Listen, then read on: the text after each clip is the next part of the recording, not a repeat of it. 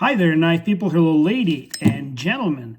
I was holding this tourniquet because I am going to name 5 most dangerous knives that I purchased this year. I am going to start with the least dangerous of the most dangerous knives, and that knife will get a liquid bandage award. In the number 4 position, a knife will be issued this Band-Aid award. And number 3, this flexible bandage. Number 2, cavity pack and a wide band. And then number 1, the tourniquet. And I'll admit this, every single one of these 5 knives has injured me. Why am I publishing this video? So that you can be smarter and make more intelligent choices than I have in both which knives you buy and how you use them. In the 5th position is Benchmade Narrows. The handle on this knife is so slim, there's not a lot of room for arrow. So when you're dropping it shot, and it will drop shot, like this, it's a guillotine. And if your pinky gets in the way, and believe me, there's not much room to leave your fingers. So what I learned to do is ball up my fingers like this when I operate this knife. Here's the injury. It gets the liquid bandage award. The next knife is so dangerous that the company issues a training aid with it, absolutely free of charge. This is Reate Exo-k, K for karambit. It's not an easy knife to operate. Training is required. And the thing to remember is when you go to close this knife, you have to hold the scale and make absolutely sure the blade is all the way down. Because if it's like this, even a little bit, when you go to close it, it will nick you in the palm of the hand. I don't know if you can see it, but it's right here. Got me right into my lifeline. I honestly don't know what's dumber, getting nicked in the palm of your hand or buying 2 sets, a left and a right, but this knife gets a Band-Aid award for the 4th place. Bali-songs are inherently dangerous, but even an old geezer like me can learn new tricks. I decided to learn this new skill this year. This was not the first Bali-song I bought. I went all the way to the moon and bought this Benchmade 85. The reason I started by swinging this Anthropose is because this knife is done right. So for a dangerous class of the knife, it has a good balance, nicely rounded handles, and basically these holes here, they're not just for saving weight, they actually give you a very good tactile indication of where your fingers are. This cannot be said about probably the most expensive Bali-song other than the customs that you can find on the market right now. When you're going to work with it, you have to watch out. Watch out. Because of strange balance almost to the middle of the handle and the rectangular shape of the handle and how heavy this titanium is, this knife is not for novices. It will wear your hand out. If you work with it for a few minutes, you will get tired. So one night after a nice 10-minute training session, I went to close it. For some reason, I got the tip of my ring finger on the right hand caught between the blade and the hand. Nowadays, this scar doesn't look too bad, but honestly, I lost all the sensation in this part of this fingertip. All Bali-songs are dangerous, but Benchmade 85 takes the cake, and that's why it's getting a flexible bandage award for the 3rd place. Choosing between the contenders for the 2nd and 1st place was a little bit of a struggle. One of these knives caused the most serious injury that I sustained in 2023, this scar. And the other one, well, you'll see in a minute. After some struggle, I decided that in the case of the Microtech MSI, it wasn't entirely the knife's fault. I was conducting a test in the most unsafe way possible. I'm going to start with that test with this Microtech version of the crossbar lock. While I stated in many videos that ram locks could have been designed and tested a lot better by Microtech, this injury was entirely my fault. I beg you, do not repeat this kind of experiments at home. They're not safe. This knife gets the white bandage and where did I put the cavity packing award. It's upsetting to even remember this day. And so, before I show you the winner of this dubious contest, let's recap. Tonight I showed you a knife that is so insignificant in hand, you do not know where your fingers are when you close it. I also showed you the knife that is so bizarre that the company decided to issue it with its own training aid. From the most prolific makers of Bali-songs in the American history came this knife, which is an ergonomic nightmare. And finally, you saw the knife that caused the most significant injury I sustained this year. And now it's time for drum roll. Have you ever encountered someone or something that is really beautiful but completely stupid? This is the knife that I'm going to talk about. And I got it, guess where? Amazon. And possibly if you shop for knives on Amazon, it will pop up in your feed. I would recommend you to abstain from buying this knife. I won't name it and I won't provide the link because I think this thing is absolutely stupid. Here's how it works.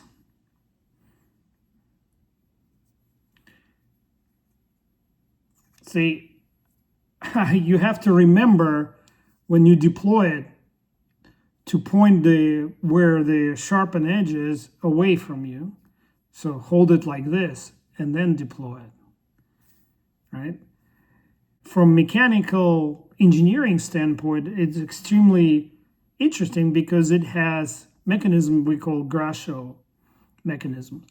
And the Grashow mechanisms are something that college students that taking engineering are studying.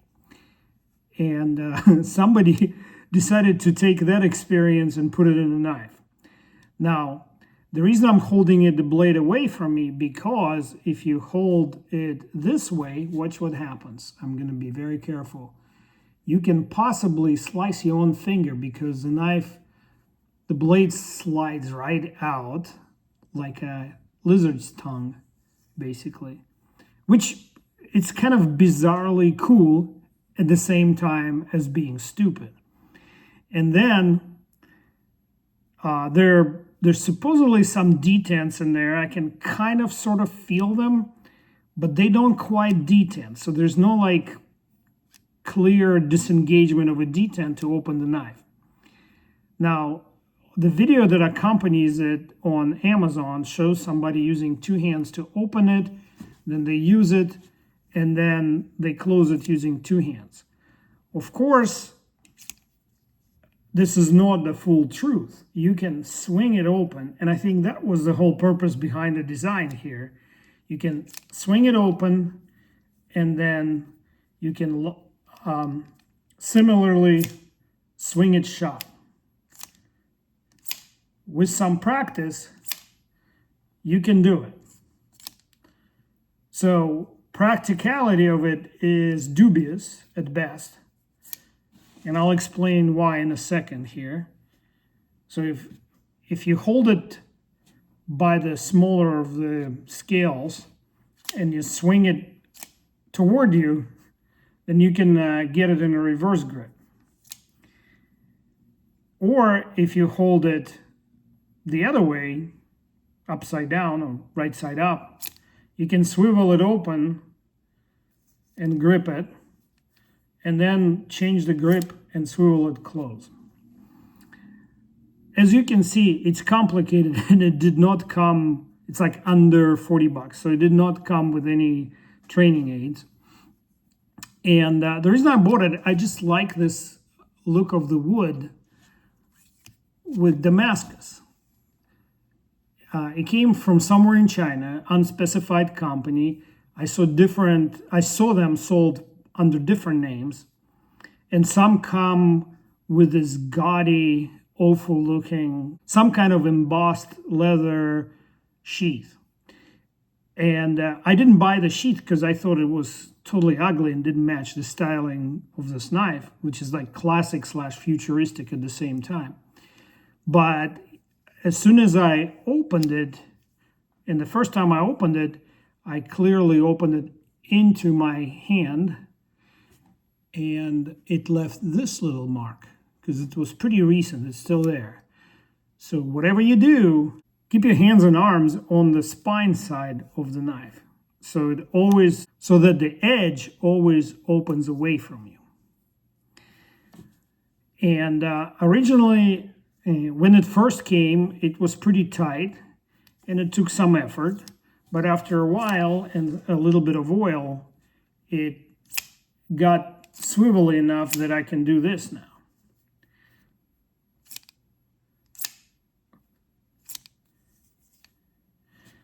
And it would be all fine and dandy, and with some training you could get used to it, but take a look at this handle. So the handle protrudes all the way out here, and the sharpened edge goes all the way back here. And what does this area remind you of? So you're supposed to hold the knife like this. So this area clearly reminds you of finger choil. So on top of all its unsafe deployment method, you also have a faux finger choil that will cut you. It's reasonably sharp. It is reasonably sharp, but not perfect. And it's a true Damascus. It's Damascus of unknown steels, though. All these things that I showed you are not the most unsafe part of the whole knife. After all, you can get used to it. And if you play enough with anything, it becomes intuitive. The problem with this knife is, or the biggest problem with this knife is, I can tap it here just lightly and it will open. So you can't put it in a pocket like this, because when you go reach into the pocket, you will deploy it. You can't put it in a pocket like this, because when you sit down and your pocket sort of compresses it, it will open upward, right? It doesn't fit into any of the leather sheaths or leather pouches that I have. For example, Buck 110 doesn't fit, so it's a pretty big knife. The only safe way I found to carry it anywhere was in my eyeglasses hard case. And you know, if you tracking sunglasses, some of them come with belt loops, so maybe that's what was intended for this knife. I even tried to store, I used to smoke pipes, so this is a pipe pouch. You can put 1 or 2 pipes in there. It kind of resembles the shape of the knife. And I had it in there for a while, but when I was setting up for this video, I dropped it. And when I went to open, let's see if it opens again. Yep, sure did. You saw me putting it completely closed. If you drop it, it will open. So because there's no safe way to carry this knife, there's almost no safe way. There's like 10 different ways to open it, but only a couple of them are actually safe. And because it will deploy and cut you up, either in your groin or in your waist, I give this knife the #1 prize, the Tourniquet Award. Carrying this knife would be the stupidest thing and possibly the last thing you will ever do. So don't. With only 3 days left in 2023, I'd like to take an opportunity to thank you all, especially those of you who subscribe to my channel. It's starting to look like I am definitely hitting 4,000 subscribers this year. And my goal for the next year is to reach maybe 15,000 subscribers. The reason I want to do it, my personal goal is to influence the industry without trying to sell you knives. Judging by the response to some of my videos, many of you appreciate that. Very seldomly will I even provide a link to the knife on Amazon. I'm affiliated with Amazon, but I'm not affiliated with any other knife makers or knife sellers. Anyway, if I provide a link like that, that means I really, really like the knife. And I think that you should know it. And it's usually a knife that nobody else promotes because they just simply can't profit by it, which is upsetting. So the only way my word spreads, the only way my unencumbered, unaffiliated, uninfluenced opinion spreads is by you subscribing. 2024 is approaching rapidly. Next is the election year. It is also a year of dragon in Chinese lunar calendar. Those two facts mean there'll be a lot of turmoil, financial, political, all kinds of turmoil. It's going to be an interesting year. And during these times, it's important to remember to focus on what you love and who you love. So I wish you a very happy and prosperous new year. I wish all the blessings upon you and your loved ones. And I want to tell you this, knife safely.